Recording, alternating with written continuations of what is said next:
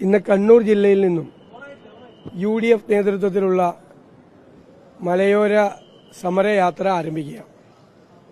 ഈ യാത്ര പ്രഖ്യാപിക്കുമ്പോൾ ഇതിലെ ഒന്നാമത്തെ ആവശ്യം നിർദ്ദിഷ്ട വനനിയമം പിൻവലിക്കുക എന്നതായിരുന്നു. യാത്ര പ്രഖ്യാപിച്ചപ്പോൾ തന്നെ ഈ വനനിയമം പിൻവലിക്കുന്നതായി ബഹുമാനപ്പെട്ട മുഖ്യമന്ത്രി പ്രഖ്യാപിച്ചു. ഞങ്ങൾ അതിനെ സ്വാഗതം ചെയ്തു. രണ്ടാമത്തെ പ്രധാനപ്പെട്ട ആവശ്യം വന്യജീവി ആക്രമണങ്ങളിൽ നിന്നും ജനങ്ങളെ രക്ഷിക്കുക എന്നതാണ്. കഴിഞ്ഞ 6-7 വർഷങ്ങൾക്കിടയിൽ 60,000-ഓളം വന്യജീവി ആക്രമണങ്ങളാണ് ഉണ്ടായത്. 1000-ലധികം പേർ കൊല ചെയ്യപ്പെട്ടു. 8,000-ലധികം പേർ ഗുരുതരമായ പരിക്കുകൾ പറ്റി.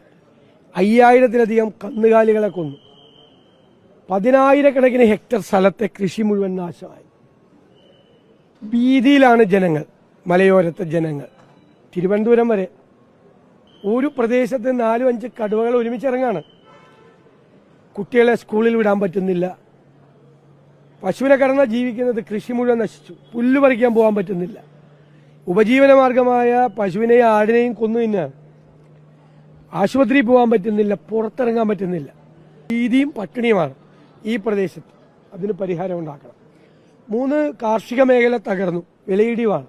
വളത്തിന് വില കൂടി, അതുപോലെ കീടനാശിനികൾക്ക് വില കൂടി, കാർഷിക ഉൽപ്പന്നങ്ങൾക്ക് വിലയിടിഞ്ഞു. ഒരു സപ്പോർട്ടുമില്ല, 2 ഗവൺമെന്റ് ഭാഗത്തുനിന്നുമില്ല. കേന്ദ്ര ഗവൺമെന്റും വൈൽഡ് ലൈഫ് ആക്ടിൽ ഭേദഗതി വരുത്തണം. അതുപോലെ ബഫർ സോൺ പ്രശ്നം. കേരളത്തിൽ 29% വനമുണ്ട്.